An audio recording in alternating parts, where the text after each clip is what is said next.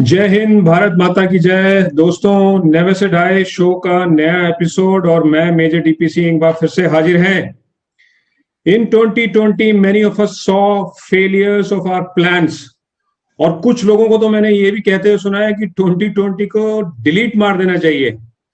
But you know what, life is very relative. Till you see somebody else who is in much worse condition than you don't feel that how much blessings you are carrying with you. Major Vikram, who saw many failures, many upsets in physical and emotional arena for a longer durations, but still, with his never say die attitude, today he's shining with success. How did he achieve that success? Let's talk to him. Major Vikram, welcome to the show. Thank you, sir, and a pleasure and honor to be with you on this show. Thanks for hosting me. Major Vikram, you suffered some injuries in the army, and you know that army actually takes care of the battle casualties, but still you chose to step out of that comfort zone. What were those injuries and why did you step out? I was in the Armored Corps, which is tanks, and then I went into Rashtriya Rifles, which is infantry, and I was leading an ambush with my men. And in one such ambush, I suffered an injury. It was a severe back injury, and I was hospitalized and all. Given the disability, there was always a provision that my promotions would have still continued. I would have got good postings. The army would have taken care of my medical, everything, and I would have continued to be with the army as long as I wanted to. Yeah. Then why did I leave? To give an analogy, I was like an opening bowler and a batsman. अब चोट लग गई तो ground पे जा नहीं सकते हैं। सही बात है। ऑप्शन है कि आप रहोगे टीम में, but you won't be on the ground. Now that was something which was not comfortable with me. I was not attuned to the idea of armchair officering. So I thought, would it really challenge me? Would it really excite me? If I'm not doing what I wanted to do when I joined the army, then would it still be the same? And, I did my master's in business administration, and then I joined the corporate world. It takes courage actually to step out of a comfort zone and choose an arena which is unknown to you. But before that, you were hospitalized also for long. What was the first reaction? What did doctor tell you? तो आपका क्या reaction था? The doctor said the future is uncertain. Physical activity, which is an essential part of the army, is ruled out. So it was really the end of a dream that I had right from childhood, to be in uniform and to continue to be donning the olive greens as an officer, leading my men and wherever the unit wants me to go. But then, as they say, when everything is against you, that is the time when the airplane takes off. The airplane takes off against the wind. And I thought, this wind is blowing against me. So I need to take off and I need to do something about it. Then I decided, what are my options? And I explored different avenues and I saw what was my strength, what was my weakness at that point in time. Well, you know what? Thinking about all this and actually stepping into that arena, it must be quite tough. How did you motivate yourself, to step into an unknown arena with a back-breaking disability which you were carrying along? I think that growth happens at the end of the comfort zone. Exactly. Nothing grows in the comfort zone, right? So I had an option to be in the comfort zone, continue to lead a cushy life, but then diamonds are formed when they're under pressure. It was really frightening. It was scary because I hadn't seen a single day of civilian life. Kabhi kisi civilian office mein kadam nahi rakha. So the idea of starting off completely new and finally managed to crack the examinations to enter into a business school and chart my new way in a different career altogether, which I had never thought I would be in. And I was completely apprehensive about it. But then life showed me a path and I just followed like that. Do you feel army helped you to make up this attitude of yours? Thanks to the background that I've had as an outcome of being an army child, since my father was in the forces, and then subsequently having trained at the National Defense Academy for 3 years and 1 year at the Indian Military Academy and subsequently serving.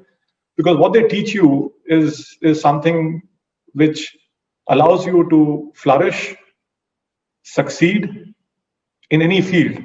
It's not about being the fastest, being the strongest physically, or being the most intelligent. It's about how persistent you are. Absolutely. How tenacious you are. What's your willpower? And वही जब आपको बोलता है कि 5 kilometre दोबारा भाग के आओ और सब थक गए हो, तब बैठ के आप एक बुक रिव्यू लिखो. So they're testing your physical capabilities, they're testing your intellect, and they're testing your persistence. If I am not wrong, that year 2008, वो साल भी जैसे ये प्रेजेंट सिचुएशन है वैसे रिसेशन से इफेक्टेड था. सो वो रिसेशन ने आपके सेकंड कैरियर को कहीं पे चूज करने में इम्पैक्ट किया? This was when Lehman Brothers had collapsed in the US. Merrill Lynch and the other big players on the Wall Street were going bankrupt. So the whole world was in a crisis and jobs were not there. The economy was in double dip recession. So it was a tough time and the prospects were very grim. But as they say, if you have the tenacity, if you have the willpower to still pursue, persist and not give up, you will crack something. And I saw some opportunities in this grim environment and I worked against getting them. But it was challenging, to your question. But fortunately, as luck would have it, it worked in my favor. I got a placement from business school, went abroad, did an internship in France with a manufacturing firm based out of there. So things came back on track eventually. Generally, people get confused when they see such golden opportunities coming to their way, especially from a foreign arena. And vis-a-vis, there is a personal duty. What made you choose the personal responsibility over your career? I had a personal kind of a loss wherein my father was diagnosed with cancer. And since I'm the only son, my sister was abroad in the US, I felt that it was, of course, I wanted to as well to be with him at that point in time. And I chose to forego those international assignments at that point in time. And I'm happy that I was able to spend time with my father and be with him whenever it was required from a hospitalization standpoint, from a therapy standpoint, and just to be with him at that point in time. What one has to see is what are your priorities in life, right? And everybody is free to decide their own priorities. Nobody is wrong. He had been a source of inspiration, my hero throughout my life. And I eventually got what was destined for me even later in life once things became fine. So in retrospect, what I decided to do was something which I still would want to do. And given any other option, I would still want to relive the same moment again with my father. But did you really feel ever, other than this incident, ever otherwise also, did you ever regretted your choices which you made in your life? Steve Jobs said it in his famous speech, which is joining the dots. Everything falls in place because whatever happens in life is for a reason. So I really feel that there is no regret when you look back, because even if it was a failure, it taught you something. If it was a success, it brought you pleasure, it brought you joy. So it gave you something which was positive. It helped you grow as a human being. So really, even if it was bad, it wasn't regretful. It was something which is worth living still. Each one of us see many failures in our lives. I want to ask, how do you react to any failure? When you succeed, you are happy, you're elated, and you don't think about it much and you enjoy more of the celebratory mood, right? But when it's failure, it gives you a time to retrospect, to think, to evaluate, and to improve in whatever field that you were lacking in. And of course, I won't say that it's all good. It, of course, gives you a lot of regret. You feel sorry, you feel sad that why did I fail? But that's transition. That's a transient feeling. That's momentary. After the point, I go into a phase where I try and evaluate it and I try and improve myself. And what was your most cherishing moment? When somebody tells you, a medical professional tells you won't be able to walk or you won't be able to run again. The day you start running, and you know this more than anybody else in the world, sir, that moment when you start running for the first time in your life, when after being told by a doctor that you won't be able to do that, is the most cherishing moment, right? The injury which you have, uske saath na ek bada irritating pain is connected with that injury. But still you are able to keep yourself fit. How did you manage that? The injury is not in 100% of your body as I see it. It's affecting 30, 40, 50, 60, 70, 80, but still there's 20% of your body which is fit. So what I did was I kept moving that 20%, right? So as an example, if I have a leg injury, my hands are still fine. I can go on my crutches to the gym and I can still do bicep curls. And the moment you start regaining fitness, the moment your injury starts to get better, the moment your pain starts to reduce, you start challenging your body a little more. And the body responds, right?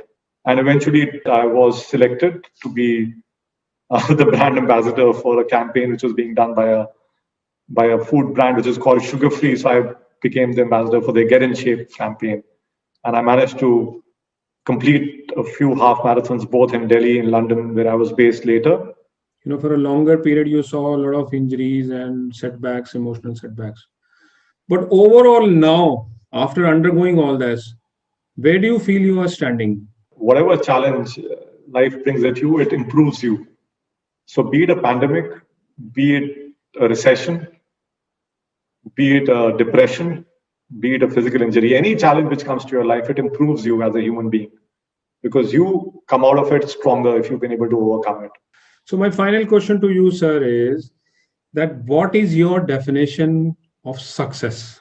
Being successful is about how many people you've been able to elevate to the next level, how many lives you've been able to touch, to reform, to motivate.